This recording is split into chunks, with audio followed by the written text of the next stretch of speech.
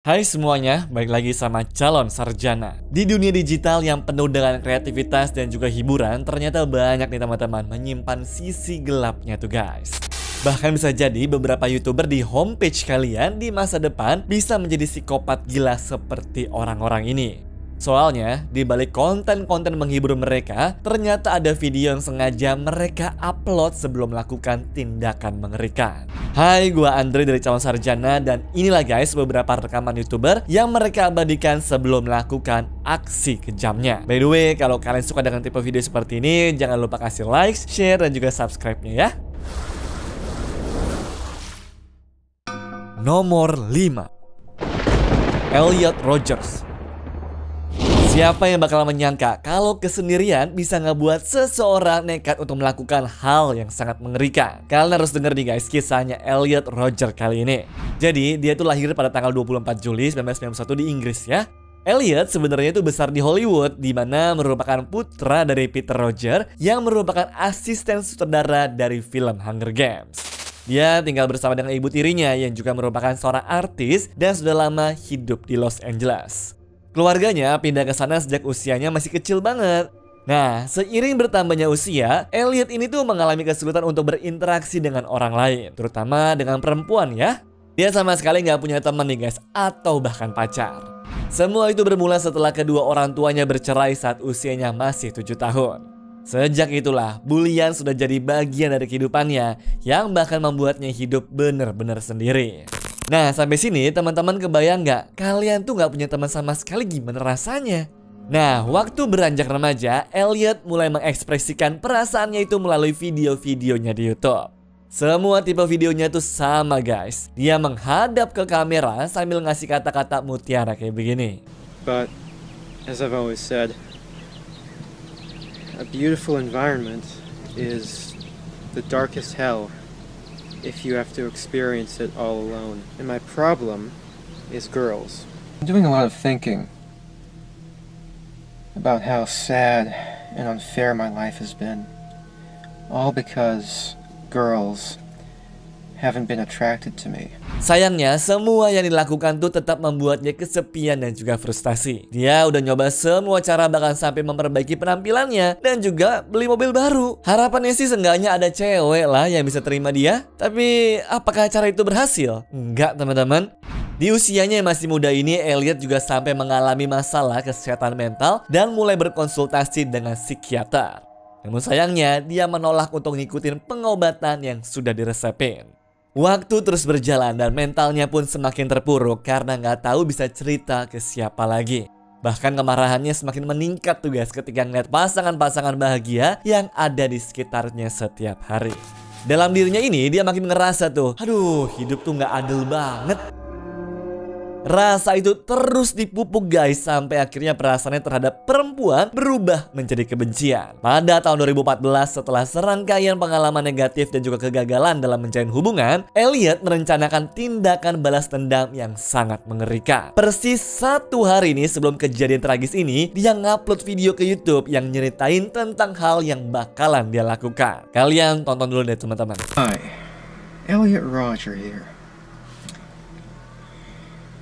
Well, this is my last video. It all has to come to this. Tomorrow is the day of retribution. The day in which I will have my revenge against humanity.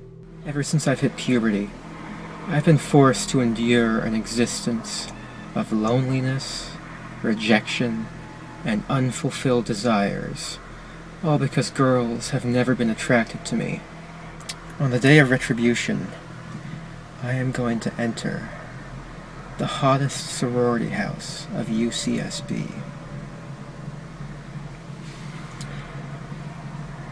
And I will every single spoiled, stuck-up blonde I see inside there.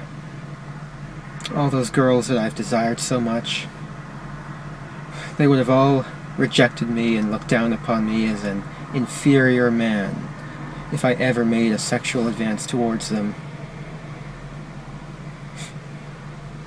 while they throw themselves at these obnoxious brutes. I'll take great pleasure in slaughtering all of you. You will finally see that I am, in truth, the superior one.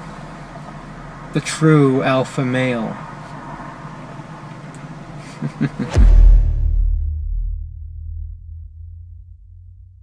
Semua yang dikatakan itu guys, akhirnya kejadian. Pada 23 Mei 2014, Elliot melancarkan serangan di Isla Vista, California. Okay. Thank you.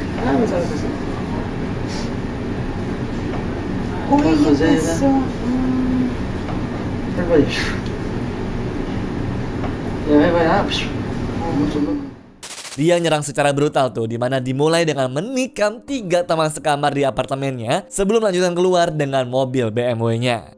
Di jalanan Isla Vista, dia kemudian menembak orang-orang secara acak menggunakan pistol hingga menewaskan 4 orang dan juga melukai banyak lainnya. Kebayang nggak seremnya itu kayak apa? Setelah itu, polisi pun langsung memburunya guys sampai terjadi adegan baku tembak. Cuma sayangnya, Elliot Roger ini ditemukan tewas di dalam mobil akibat luka tembak yang dia berikan sendiri teman-teman. Dalam serangan ini, 6 orang dinyatakan tewas di tempat tuh, dan 11 orang lainnya juga luka-luka. Dan Elliot melakukan itu semua untuk balas dendam terhadap perempuan yang dia anggap telah menolaknya, serta menyebabkan rasa kesepian dan juga frustasinya. Ya, jadi guys, kalau selama ini kalian tuh pikir punya banyak uang, pasti banyak teman dan juga hidupnya tenang, kenyataannya juga enggak ya. Kesendirian seseorang tuh bisa berakibat sangat fatal kayak begini. Nah, insiden ini guys tentu mengguncang warga Amerika dan juga memicu diskusi luar biasa tentang kesehatan mental. Aduh, serem ya. Makanya janganlah guys kita bully-bully orang lain tuh. Gak pernah tahu kan soalnya kalian apa yang sebenarnya mereka rasain dan juga apa yang ada di pikirannya kan. Oke teman-teman. Nomor 4, Scream Killers. Selanjutnya ada kasus pembunuhan Casey Stoddart yang merupakan salah satu kasus paling sadis nih guys. Bayangin aja, tersangka dari kejadian ini tuh melakukan semua aksi gilanya cuma karena terinspirasi dari film Scream coba tuh. Semua itu terjadi pada malam 22 September tahun 2006. Tapi sebelum sampai ke sana, kita tarik mundur dulu kali ya dan juga kenalin siapa Casey ini sebenarnya. Jadi guys, Casey Stoddart adalah seorang remaja berusia 16 tahun yang dikenal sebagai gadis baik hati, bertanggung jawab, dan memiliki cita-cita untuk menjadi pengacara.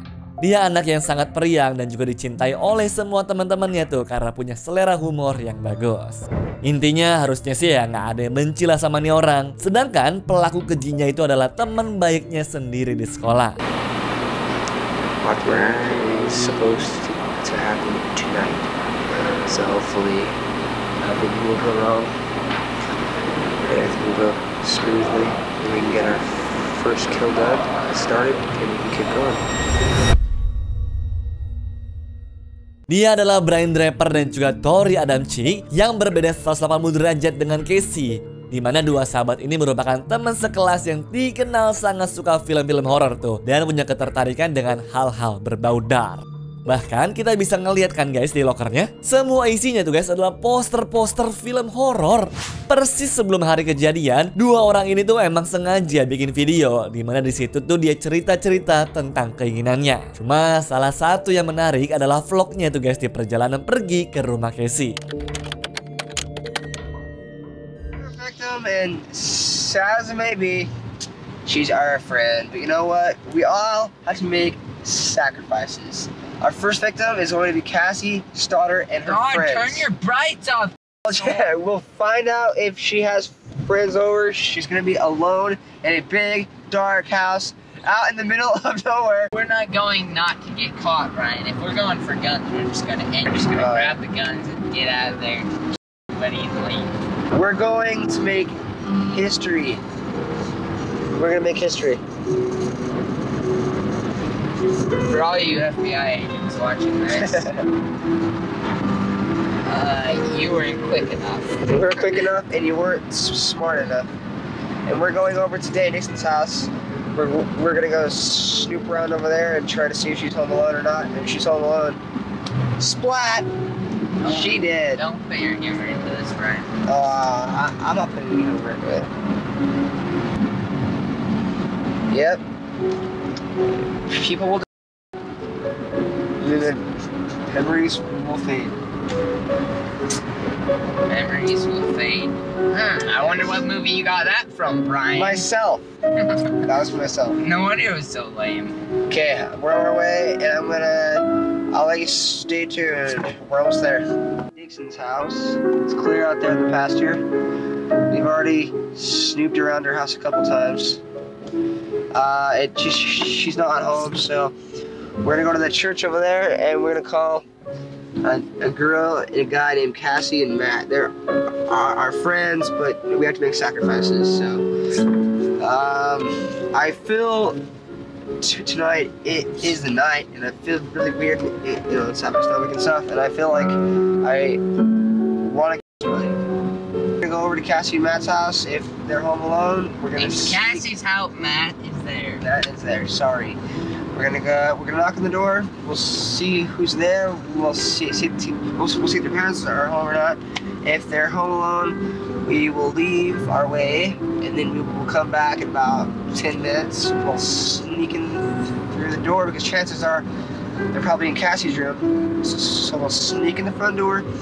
We'll make a noise outside, and Matt will come out to investigate, kill him, and it will scare the shit out of Cassie. Okay? Well, Sounds like fun. we'll stay. Ya, bahkan gak cuma itu aja guys. Di hari saat mereka mau mengakhiri hidup Casey, Brian bahkan sempat ketemu dia di sekolah dan saling sapa-sapaan. Hey, look, it's Cassie. Hey, look, I don't. Hello, Cassie.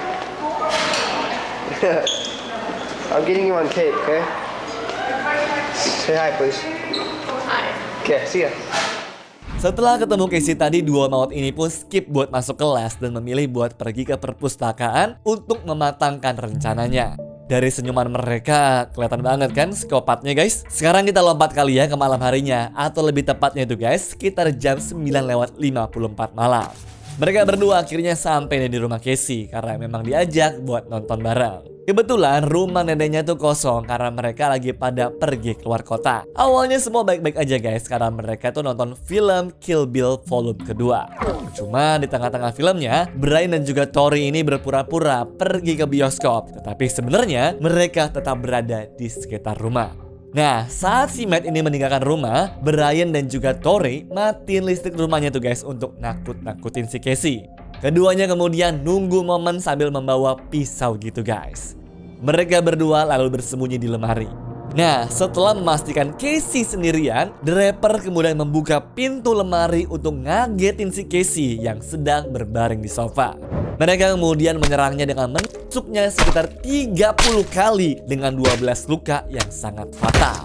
Di saat itu juga lah Casey meninggal dunia.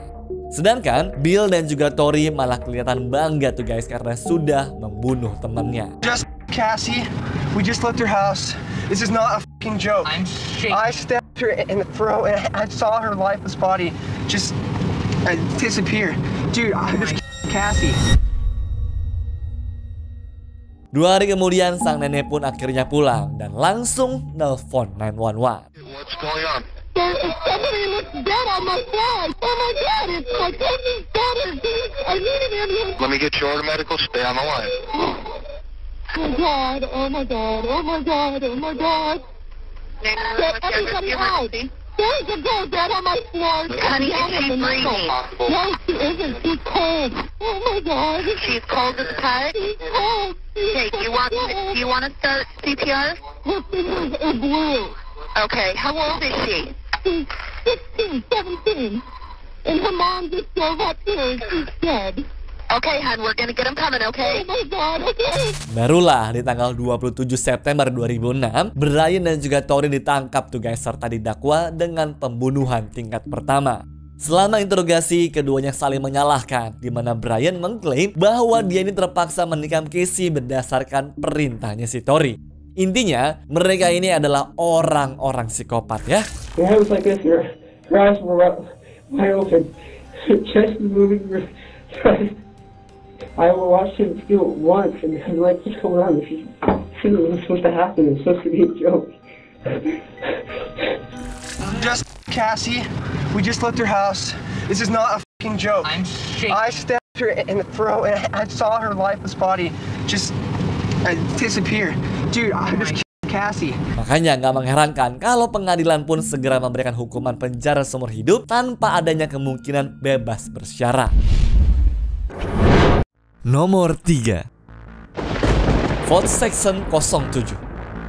Ada yang tahu nggak sama channel ini guys? Ya wajar sih kalau nggak tahu, soalnya channel ini tuh baru beneran terkenal justru bukan karena kontennya, tapi baru banyak yang nonton setelah pemiliknya juga guys melakukan pembulian sadis ke istri dan calon anaknya. Awalnya Vote Section ini tuh sering bikin konten lah untuk ngebahas semua hobinya itu teman-teman. Sejak pertama muncul sebenarnya followersnya sudah lumayan karena bisa sampai puluhan ribu subscriber. Kehidupannya juga kelihatan bahagia, dimana bahkan gak jarang kita tuh bisa ngeliat sang istri sesekali muncul tuh teman-teman. Nah sebenarnya banyak yang mikir juga kalau kehidupan pria ini tuh kayak berkat, soalnya istrinya cantik, terus ngedukung semua hobinya, dan mereka pun ya bentar lagi punya anak. Cerita ini cuma bagus sampai di sini saja tapi ya, karena setelahnya kita cuma bakal ngeliat sisi menjijikan dari si Vote Section ini. Jadi guys, pada tanggal 18 Desember 2022 dia bikin live tuh di YouTube-nya dengan judul The Violent Night Christmas Live Gaming Stream. Nah, karena dia jarang streaming, para fansnya pun juga seneng banget nih guys nontonin dia main game live kayak begini. Setelah 6 jam live streaming sambil main GTA, sesuatu yang buruk dan juga menyedihkan pun terjadi. Istrinya dia nih guys yang sedang hamil ditemukan telah meninggal. Yang mengejutkan ternyata Action sendirilah yang diduga melakukannya. Polisi pun segera menemukan bahwa live streaming itu sebenarnya adalah video yang sudah direkam sebelumnya teman-teman. Action menggunakannya sebagai alibi doang tuh guys. Nah, selama penyelidikan ditemukan bahwa 3 hari sebelum pembunuhan, Natalie bertukar pesan dengan seorang pria lain di WhatsApp. Dan ternyata inilah yang jadi pemicu kenapa Vote Section sampai tega mengakhiri nyawa istrinya yang sedang hamil itu.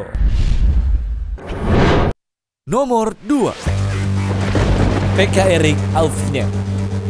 Pada tanggal 7 November 2007 terjadi insiden tragis di sekolah menengah Jokela, Finlandia yang dikenalnya sebagai penembakan di sekolah Jokela. Kejahatan ini guys dilakukan sama siswanya sendiri yang masih berusia 18 tahun. Namanya adalah PK Erik Auvinen. Kehidupan PK dari kecil sebenarnya sih normal-normal aja. Ibunya bekerja di balai kota dan ayahnya bekerja di kereta api. Cuma masalah mulai muncul nih saat Erik mulai masuk ke sekolah. Di sana dia sering kali dibully oleh teman-temannya. Bahkan pada masa remaja, Erik sering sekali merasa sangat asing tuh dan juga nggak diterima. Frustasi lah nih orang. Cuma semua itu nggak kelihatan karena kalau kita ngelihat perawakannya, dia justru kelihatan tenang dan sangat serius ya. Orang tuanya sempat mencoba tugas membawanya ke psikiater untuk mengatasi gejala depresi, tapi sayangnya ditolak mentah-mentah karena dianggap masih ringan. Sebagai gantinya, dia cuma dikasih obat antidepresan. Lumayan aneh sih kalau dipikir-pikir, tapi ya nggak bisa salahin juga. Tahun segitu mungkin kita belum kenal sama yang namanya masalah mental kan? Taunya ya cuma ada orang gila sama yang waras doang. Sampai akhirnya guys, anak ini mulai memiliki minat mendalam tuh tentang filsafat dan juga sejarah. Dia sering banget ngabisin waktu untuk baca buku sambil merenungkan pandangan hidupnya. Sayangnya tapi nih, karena nggak ada pengawasan yang benar, pikirannya malah semakin gelap tuh teman-teman. Dia bahkan mulai mengembangkan ide-ide ekstrim tentang seleksi alam dan keinginan untuk membebaskan dunia dari apa yang dia anggap sebagai orang-orang bodoh. Dia kemudian masuk ke sekolah dengan bawa senjata api dan juga mulai menembak. Situasi menjadi sangat mencekam dengan para siswa dan juga para staf sekolah berusaha nyelamatin diri. Setelah beberapa jam yang mengerikan, insiden itu berakhir dengan ditemukannya 6 korban jiwa, termasuk PK yang mengakhiri hidupnya sendiri. Kebayang nggak tuh guys seremnya kayak apa dalam sana? Sekarang sudah pada tahu kan dampak yang bisa dihasilkan dari bully doang kayak begini. Anak yang awalnya baik-baik aja, tapi karena dia tuh merasakan bullying, akhirnya berubah jadi para pelaku kekerasan kan? Mulai sekarang stop bully teman-teman kalian ya. Nomor 1, Pioneers Productions. Dan pada nomor terakhir kita bakal ngebahas kasusnya Randy Stirny, atau mungkin lebih dikenalnya dengan akun YouTube-nya, yaitu Pioneer Production. Buat teman-teman yang belum tahu, dia ini dulunya sering banget guys bikin video sketsa gitu di YouTube dengan menggunakan mainan apa saja yang dia temukan di rumahnya.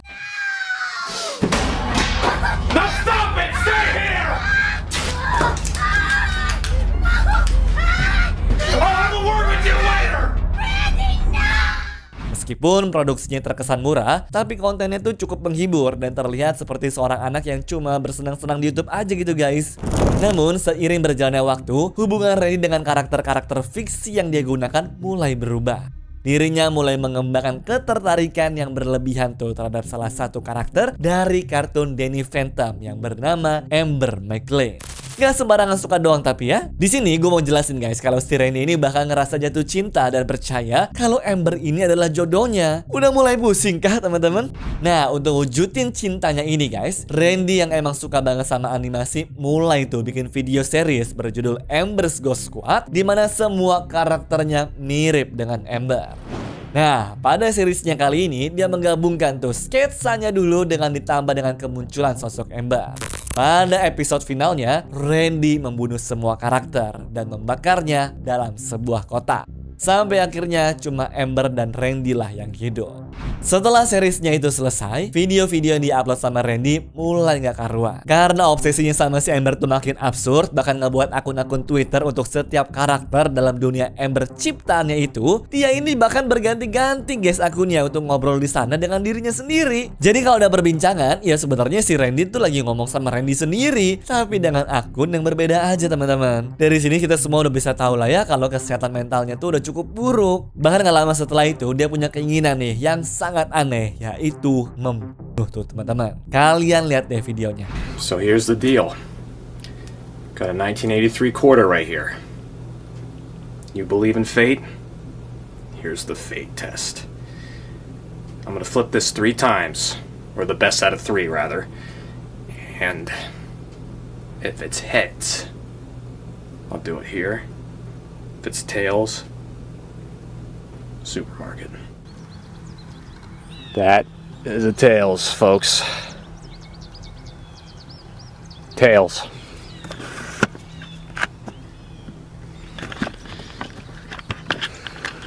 Which means there's going to be a loss of a human life.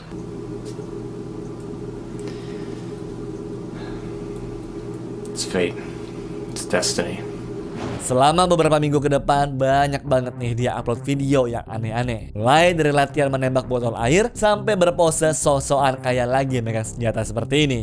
Tepat sebelum kejadiannya, Randy upload 3 video ke YouTube nih guys dengan memberikan apa yang dia pikirkan saat itu.